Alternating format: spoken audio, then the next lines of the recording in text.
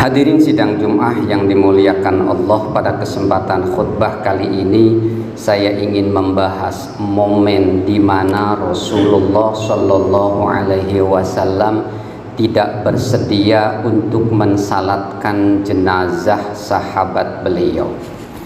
Hadirin, doa Rasulullah itu adalah doa yang sangat dinanti-nantikan oleh para sahabat ketika itu.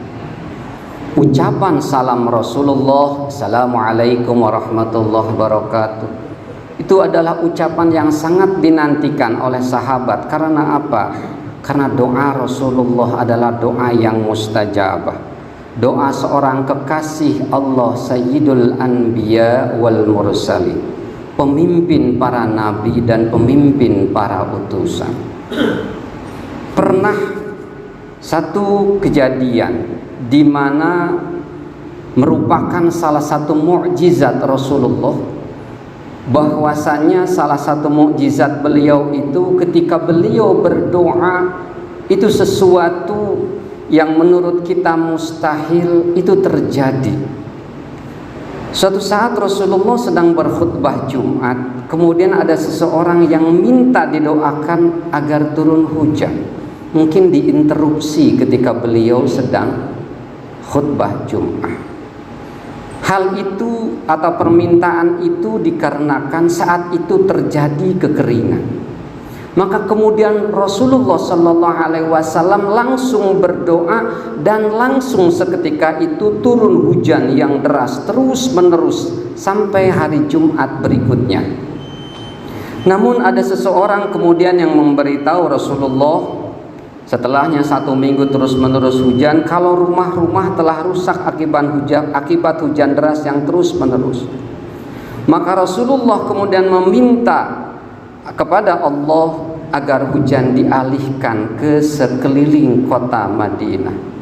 Awan-awan pun langsung bergerak di atas kota Madinah dan segera pindah ke pinggir kota Madinah. Hal ini diceritakan dalam salah satu hadis yang diriwayatkan oleh Imam Al-Bukhari.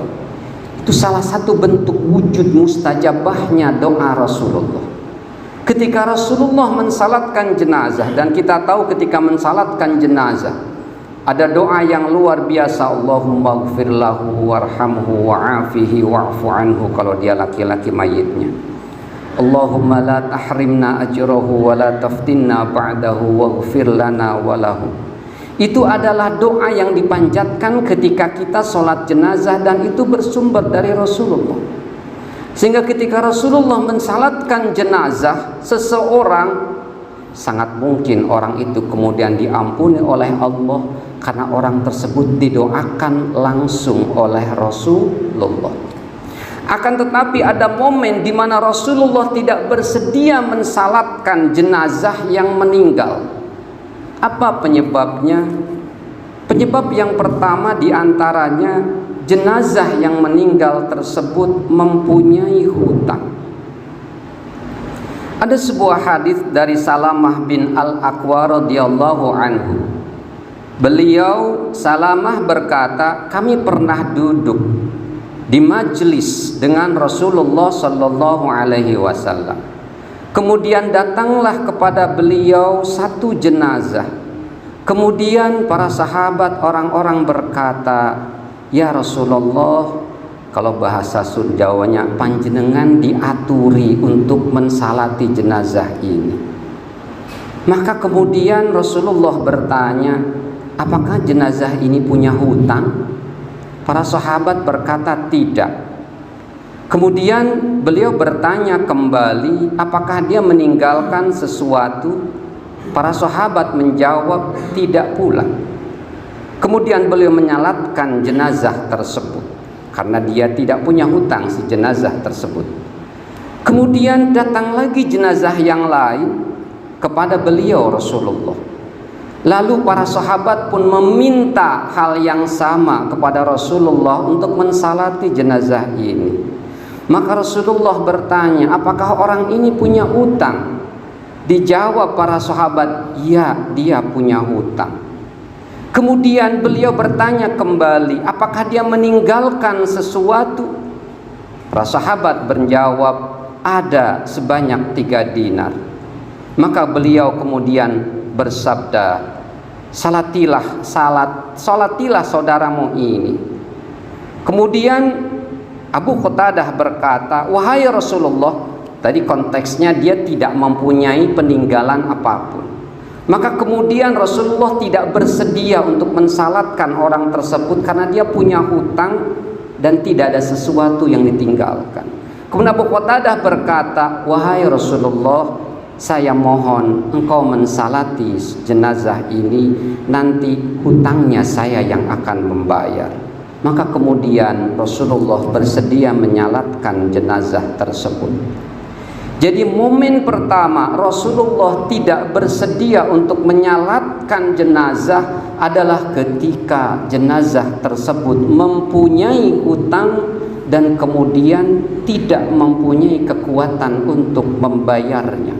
Padahal kita tidak tahu apakah jenazah itu berniat untuk membayar atau tidak.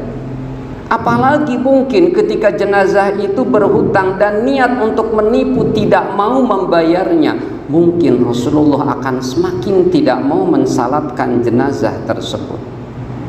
Itu momen yang pertama Rasulullah tidak mau mensalatkan jenazah, namun tidak melarang para sahabatnya untuk mensalatkan jenazah tersebut. Jadi memerintahkan para sahabat untuk mensalatkan jenazah, tapi beliau sendiri tidak mau mensalatkan jenazah yang mempunyai hutang dan kemudian tidak ada yang menanggungnya. Yang kedua, momen di mana Rasulullah tidak bersedia mensalatkan jenazah itu adalah ketika jenazah itu Rasulullah nilai melakukan kecurangan atau ghulul. Nabi Muhammad pernah menolak untuk mensalatkan jenazah seseorang yang gugur dalam perang Khaybar. Beliau juga menunjukkan ekspresi ketidaksukaan yang begitu nyata kepada jenazah tersebut. Rasulullah dengan tegas menolak, namun masih mempersilahkan sahabat lain untuk mensalatkan sahabat yang gugur tersebut. Kemudian para sahabat bertanya kepada Rasulullah, kenapa beliau menolak untuk mensalatkan jenazah tersebut? Kemudian Rasulullah menjawab, sahabat kita itu telah melakukan ghulul. Ghulul itu artinya korupsi atau perilaku curang.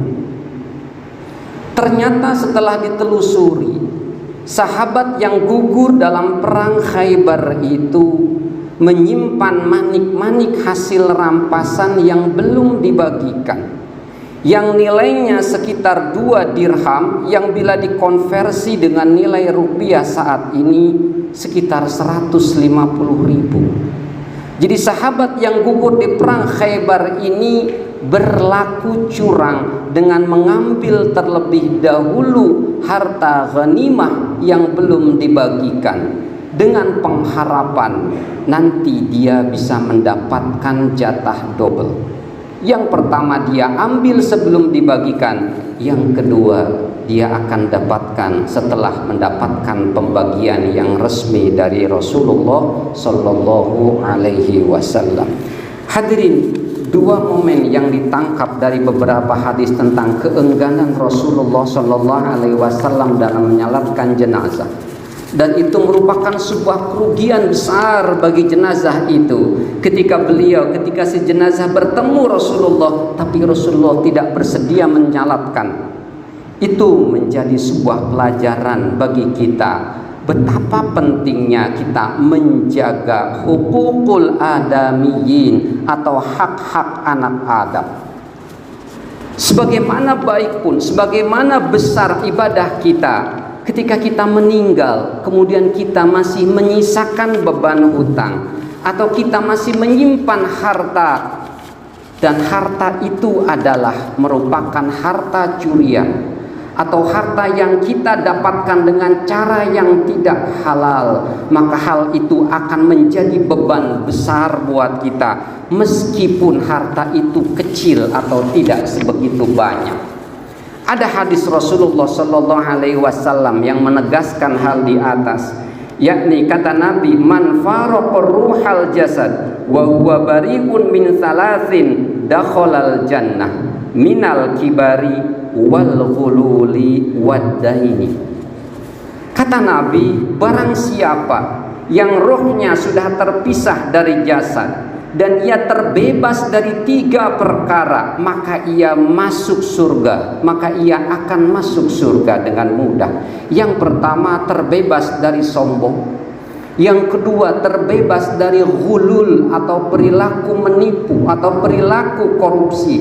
Dan ketiga, dari hutang. Hadis riwayat Ibnu Majah nomor 2412.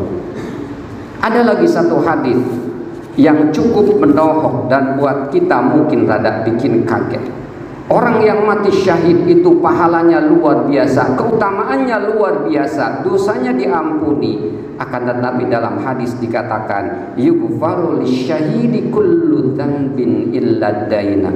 Semua dosa orang yang mati syahid itu diampuni, kecuali yang tidak akan dibebaskan dari dia itu adalah hutang-hutang dia. Oleh karena itu hadirin yang dimuliakan Allah, kita sebagai makhluk sosial yang berinteraksi dengan masyarakat lain, dengan tetangga, dengan kerabat, hendaknya kita sangat berhati-hati ketika kita menggunakan hak-hak orang lain. Ketika kita terlibat dalam hubungan transaksional dengan orang lain. Hubungan transaksional itu hubungan jual beli, hubungan kontrak perjanjian, dan hubungan-hubungan yang lain yang di sana ada pertukaran barang, ada pertukaran uang dengan jasa, ataupun ada perjanjian-perjanjian kontrak yang mengikat.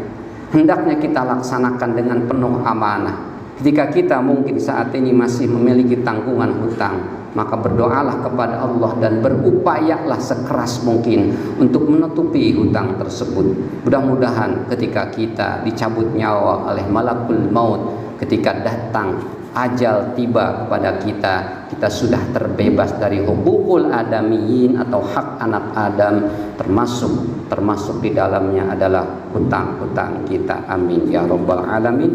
Barakallahu li wa lakum fil Qur'anil Karim wa nafa'ani wa iyyakum bima fihi minal ayati wa dzikril hakim wa taqabbalallahu minni wa minkum tilawatahu innahu huwas samiul alim wa qur rabbighfir warham wa anta khairur rahimin.